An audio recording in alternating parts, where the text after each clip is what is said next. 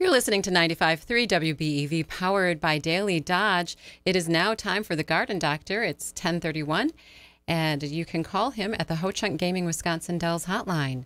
The following is a paid program. Advice and opinions expressed during the program are solely that of Jung Garden Center, not WBEV or Good Karma Brands. Now to Thomas and the Garden Doctor.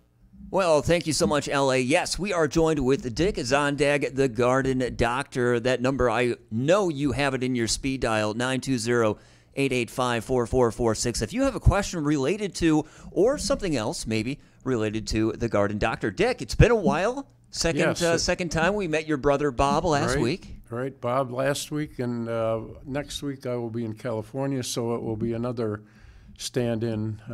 Our Leah Stark, our garden center manager, will be here. Slightly more handsome, but not more informative than you, of course.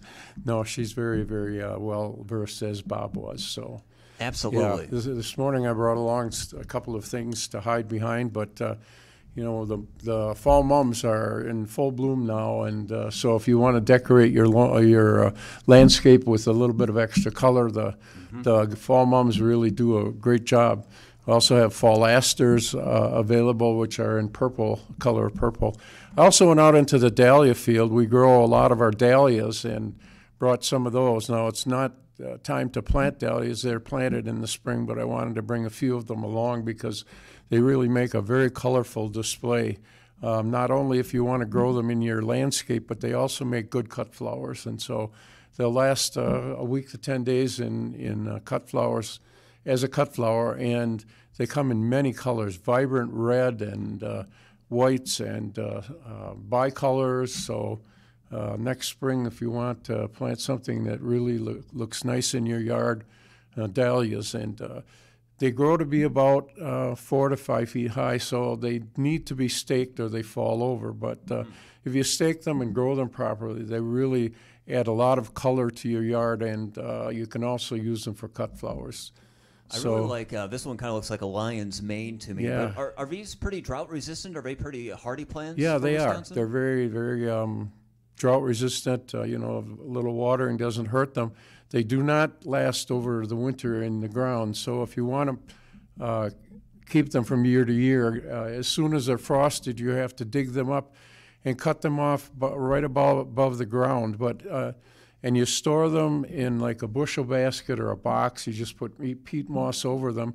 You have to make sure that you keep some of the stem, because they do not have the ability to have, they're called tuberous roots, and the roots look like tubers, like potatoes, but they don't have the eyes on them. So you have to have a piece of the stem tissue, and when you divide them in spring, you just cut down that stem and you keep a piece of the stem with it, and they sprout from that, and away they go. So although they're not the plant and forget type of a flower, they do reward you with beautiful flowers all summer long. This time of the year, it's also time to plant those fall bulbs, the tulips, daffodils, crocus, and all of those bulbs. And we have a good selection of them. There are a few of them that are on back order, but there must be 50 or 60 different varieties in the store right now. And so you can plant those anytime now up until the ground freezes. It's also a good time to start getting your lawns in good shape by fertilizing and taking care of your lawns. They're starting to grow because the nights are getting cooler and the days are getting shorter, and the grass mainly grows in the spring and the fall. And so now if you want to get the lawn in really good shape going into the winter, now is the time to put an application of fertilizer on. And then in late November, as the ground starts getting really cold, then the winterizer type fertilizer that gives the phosphorus and the potassium that those roots need for getting through the winter in good shape. If you have a question for the Garden Doctor, this is the time to call, 920-885-4446. Dick, last week Bob mentioned we had a call about garlic bulbs. When was the right time? And Bob said, right now. Right now, if you have garlic bulbs, put them in the ground. In fact, I planted a whole square-foot garden of garlic this morning. We did another video on planting garlic, and it very simple. I mean, it's one of the most foolproof plants that you can plant, because you just take that garlic bulb, and we have, I think I counted 12 different varieties in the garden center, and there's hardneck and softneck. Now the softneck are they're a little more flavorful, but the cloves are a little smaller, and they're mainly meant for southern gardens. Although I have good luck with softnecks in my garden, but the hardneck ones are mainly suited for the north, and they tend to make bigger cloves, and they need to have a longer dormant period. And so the softnecks, although they do okay here, the hardnecks really do well.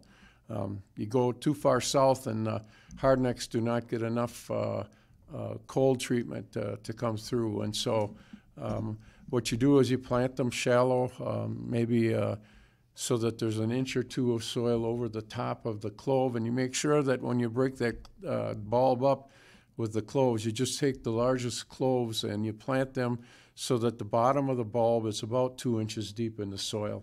And then you cover it up, and then you fertilize them a little bit, water them, and then you cover them with a mulch right now.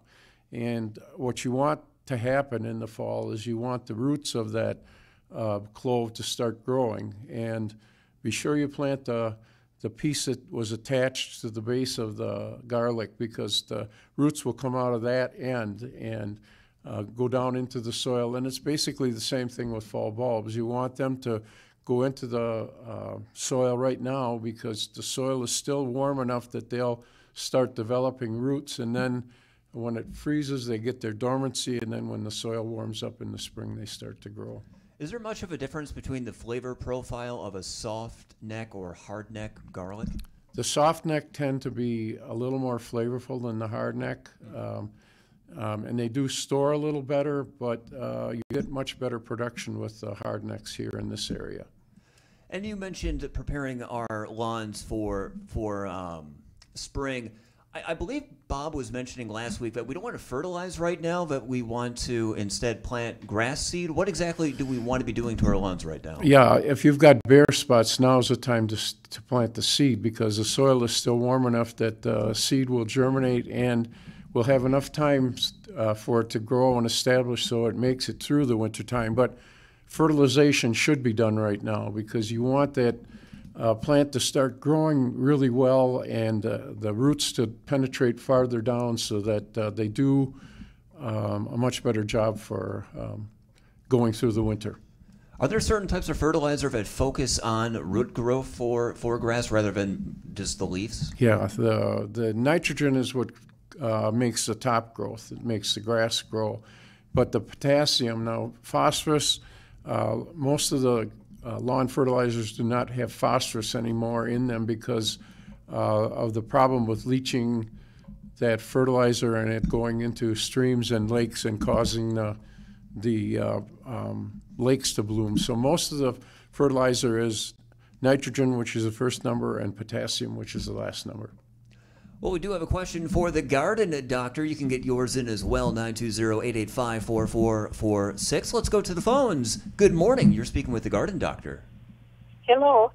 I wonder what I do wrong with my clematises. They bloom and then they dry up, but they'll come back in the spring. What can I do to have them not dry up like they do? I'll listen on the radio. Yeah, Thank clematis like to have a cool soil, so you want to plant something. You want to plant them behind a shrub, or if you're planting them next to the house and you don't have something shading the soil, put some annuals or perennials there, because they'd like to have a cool soil.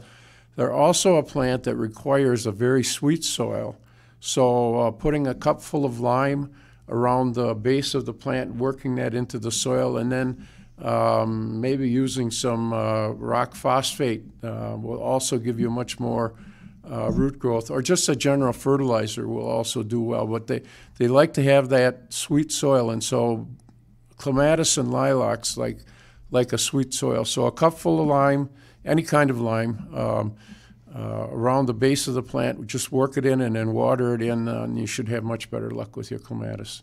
They also like full sunlight, so the more sun they have, the more flowers you'll get. Okay?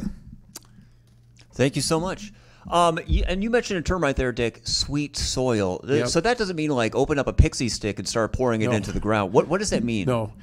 Soil pH is the amount of acidity of the soil. 7 is basic, and below 7 is neutral, and above 7 is acidic. And so there are plants that like acidic soil, like rhododendrons, azaleas, blueberries. And then there are plants like clematis and lilacs and some of the other shrubs that like the more sweet soil, which is lower pH. And so if your pH is too high, they tend not to be able to take up the nutrients that they need, and vice versa with rhododendrons, azaleas, blueberries. If you have your soil pH too low on the sweet side, they have trouble taking up iron and manganese. And so with blueberries, you want to put sulfur or aluminum sulfate when you're planting them, or iron sulfate, and that makes the soil sour, which means it's acidic. Or with clematis, you like to use lime, garden lime, or any kind of lime, and that makes the soil sweet. So it seems like getting into garden, if you're an amateur, that you can work with the soil that you have and kind of learn from those conditions. But if you really want to be the next stage of like a journeyman gardener, you really have to understand the soil conditions. Do you have testing kits at Jung's that allow someone to know what's happening to their soil? We don't, but you can take a soil sample to the county agent and have them send it into the university lab, and you just tell them what you're growing in that area, whether they're growing fruits or whether you're growing vegetables and things like that. And they'll give you the pH of the soil, the amount of phosphorus, potassium, and nitrogen in the soil. And what I find is that once you get your garden in good shape, by using good organic systems like composting your leaves and weeds and things that you take out of your garden, and then adding that back to your soil, when you get your soil in good shape and doing that each spring, once the soil is in good shape, if you use a lot of compost and things like that, it will keep the garden in good shape. And one of the ways that you can tell if your soil is really good is the color of the vegetables. If they're a nice deep green and they seem to be growing well, you've got plenty of nutrients. You've got a well-balanced of fertilizer. And most of the vegetables that we grow don't need extra fertilizer.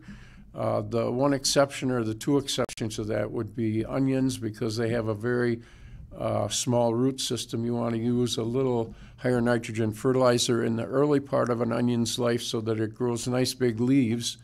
And then about the middle of July, the first part of August, then you back off with the nitrogen, because that's when they start forming the bulb. And if you've got good sized leaves, they'll form nice big onions in the fall. Speaking with Dick Zondag, the garden doctor from Jung's Garden Center, 920-885-4446. If you have a question, Dick, what would be the best time of year to, I guess, renovate your soil if you want to add more compost or more lime in there? What wouldn't be the right time to do that? Well, if you're doing it with your garden, I would say it's probably right after you clean the garden out in the fall. You can also add the compost in the springtime and work it into the soil.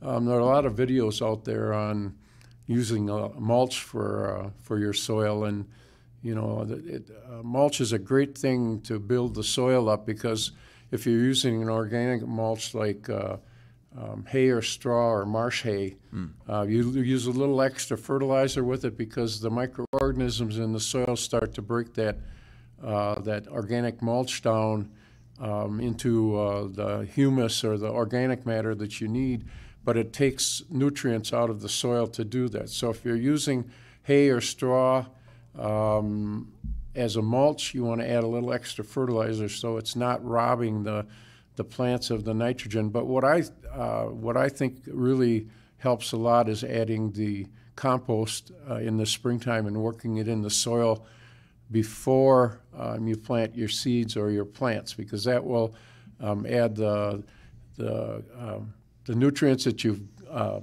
run through your compost pile, plus the organic matter, which keeps good texture and keeps your nutrients in a good shape for plants. And that roughage, that organic matter that allows more aeration to come into the soil, that's pretty essential for soil conditions.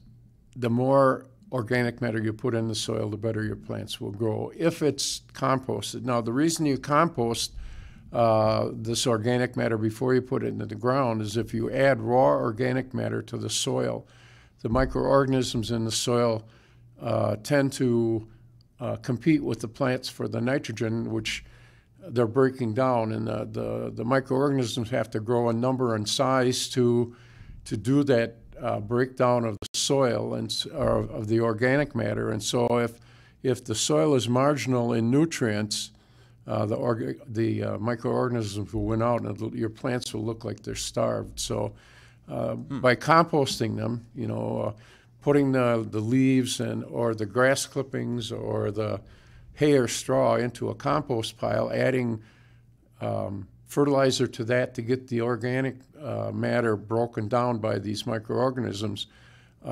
If you can recognize the constituents that you put into the compost pile when you get to springtime, don't add it to your garden. Let it sit in your garden, the back of your garden, for another year. If the compost is a nice homogeneous thing where you can't recognize the leaves or the grass clippings or whatever you put into the compost to start it, that's when you add it to the garden, and it really does a great job. So if I recognize anything that I toss out of my compost, set it aside, let it sit for maybe another year, and let it break down more. And what you want to do to get that compost to work really well is every 2 or 3 weeks you should turn it, so that the part on the inside goes to the outside, and the things that are on the outside that are kind of dry and not composting go to the inside. And the way you can tell if a compost pile is working well is when you turn it, you'll see steam come off from it, because when these microorganisms work on the organic matter, they give off heat. And so even in the wintertime, when it snows out, if you've got your compost pile working, snow will very seldom accumulate on the compost pile because it melts from the heat that's being generated in the compost pile. So even in the wintertime, if you want to turn your compost a couple times, it's not going to hurt it at all. And it gives you something to do and an excuse to get outside that's not shoveling snow. Exactly. Dick Zondag, the garden doctor with Jung's Garden Center. If you have a call, let us know at 920-885-4446.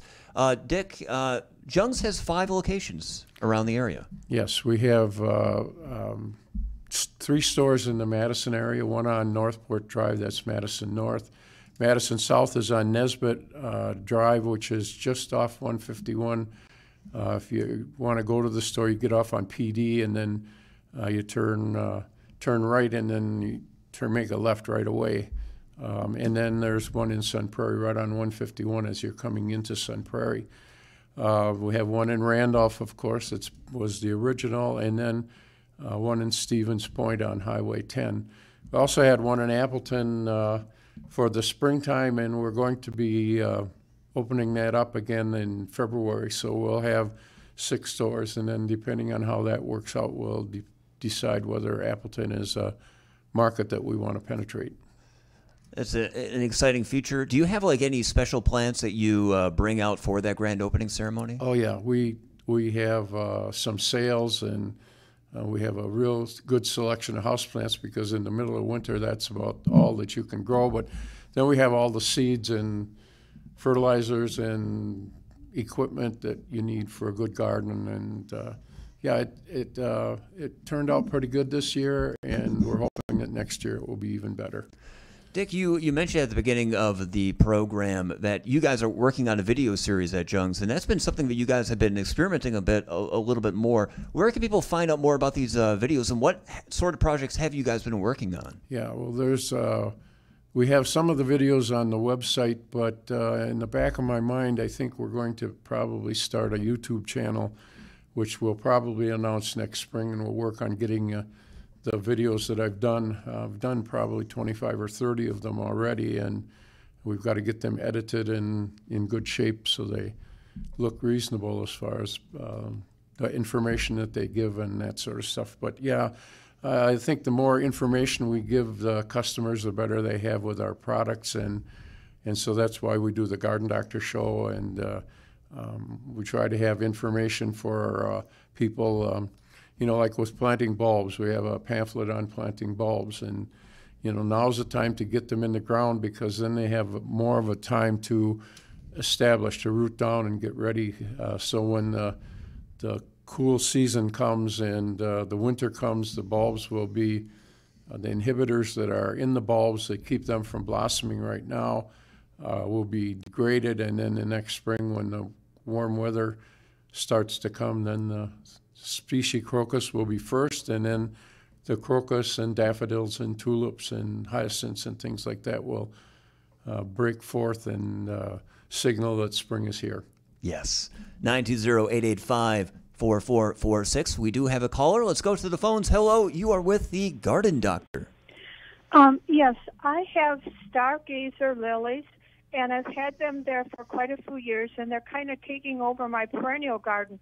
Now I would like to dig some of those up and move them. Is this the time of the year that I move them, or do I have to wait till after a frost? Or No, with the Asiatic lilies, you can dig them up now. The flowers have passed, and you still have some of the green tops on. Dig them up, divide them, and then plant them at the same depth that they were in the ground, or maybe even a little deeper. But leave the green leaves on, because those will help establish them once they're transplanted. So yes, now's a good time to transplant the bulb, the Asiatic, and those types of lilies. Oh, okay. Okay, thank you. Yep. Thank you for the question. 885-4446. And in line with that, Dick, if we are preparing any perennials, if they're going to be sitting over winter, do we want to insulate any of those plants? Are there any plants that maybe need a little bit more protection? Most of the perennials that we sell will go through the winter just fine. If you want to ensure that they last until next spring, marsh hay or straw or even hay, you put about 6 inches over the top, and they'll enjoy that, because you want to wait until the soil is cold, but then you put 6 inches over it, and they'll do just fine.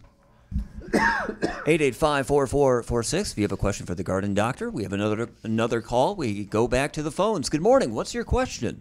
Good morning. When do you transplant sedums? You can do it right now. You can. Yep. Okay. And what you do is you just take a shovel and you dig half the clump out, and leave the half that you leave in the ground. Leave it open. Don't put the soil back around it. Okay. Leave it open for maybe a week, and that way the cut surface that you caused by digging them up will callus over. And then the piece that you dig out, you can divide so that you have maybe 4 or 5 eyes on each piece, and transplant it somewhere. But yeah, sedums can be transplanted right now. Okay, so you said to let the other one heal over. What do you do with the one you're transplanting? Cover that with dirt? Yeah, that you can divide up. I would let it sit out a couple days to callus over a little bit, but then plant it the same depth that it came out of the ground. I'll fertilize it a little bit, not heavily, because you don't want it to start growing again. You're right. But, give it a little bit of fertility, because the roots of a plant never go dormant. If they've got some nutrients there and the soil is warm, they will keep growing all through winter. And the ones that you transplant, I would be sure and cover those with the mulch, so that they don't heave out of the ground. Because when you plant perennial at this time of the year, if we get a lot of freezing and thawing in the winter, especially if it was in a pot, sometimes they'll pop right out of the ground. So if you're planting perennials right now from pots, or you're transplanting perennials that you've divided, be sure you mulch them for the winter. Okay. Okay? Okay. But my sedums right now, they're really big and they're falling down. Yep. Is that from like rhubarb, they need to regroup? You probably used a little bit too much nitrogen on them, and they grew too tall. I haven't even fertilized No, them. you haven't. Okay. Well, sometimes if you get a good growing season, they will get a little bit tall. But if you want to keep them from doing that, you just put a stake in the ground and put some green string around them, and that'll kind of give them a little more support. You do that with peonies too, but now's the time to do the transplanting, because that way they will I guess have. I got my weekend work cut out for me. Yep, I guess you do. Okay, thank you. Yep, Bye. thanks for calling. Thank you so much for the call. You mentioned that you got lots of asters and mums at Jung's. This is the time of the year to plant bulbs, including garlic. Anything else that people should be doing this weekend or in their gardens? Keeping the lawn mowed, keeping the leaves off the lawn. If the leaves are starting to drop a little bit now. You don't want to let the leaves shade the grass too much, and so keeping your lawn in good shape. Don't fertilize. Maybe in another 3 or 4 weeks, if you want to fertilize your trees or your shrubs, it would be good, because then the roots will grow over the winter time. We are going to be putting our shade trees on sale on Friday. We're gonna have a sale. I don't know how long it's going to last, but we'll be putting our trees on sale. But the mums, you can plant those. They'll give you beautiful flowers for the fall. Don't count on them to come through the winter, even though they are hardy mums. Mums are kind of a zone 5 plant, and if you want to try to keep them through the winter, there again, mulch them with some soil and then some hay over top of them, and they might come through. If you want to keep mums through the winter, you almost have to plant them in the spring so that they're well established in the fall. So, they're really pretty at this time of the year, but most of the fall planted mums will be annuals. They'll probably die in the wintertime. So These are some lovely mums that you have brought. Nice for that color, though. Final quick question for you, Dick. Should I be pruning anything this time of year?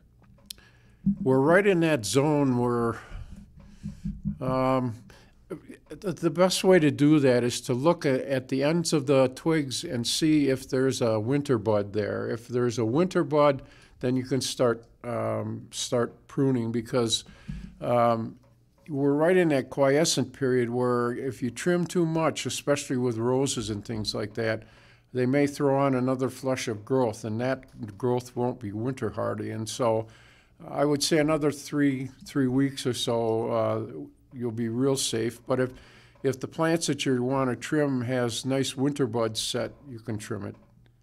Dick Zondag, the Garden Doctor, Jung's Garden Center, 5 different locations. And Dick, again, where can people find you guys online or around the area? Okay, well, Jung Seed, Randolph store is right on Highway 73 on the south edge of Randolph.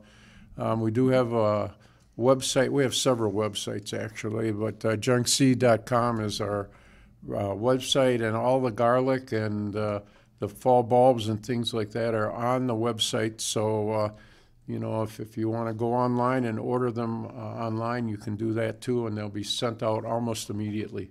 Dick Zondag with Jung's Garden Center. Thank you again. Yeah, thank Garden you, Doctor. Thomas. Let's head back to the studios and get ready for ABC News. The proceeding was a paid program. Advice and opinions expressed during the program are solely that of Young Garden Center, not WBEV or Good Karma Brands.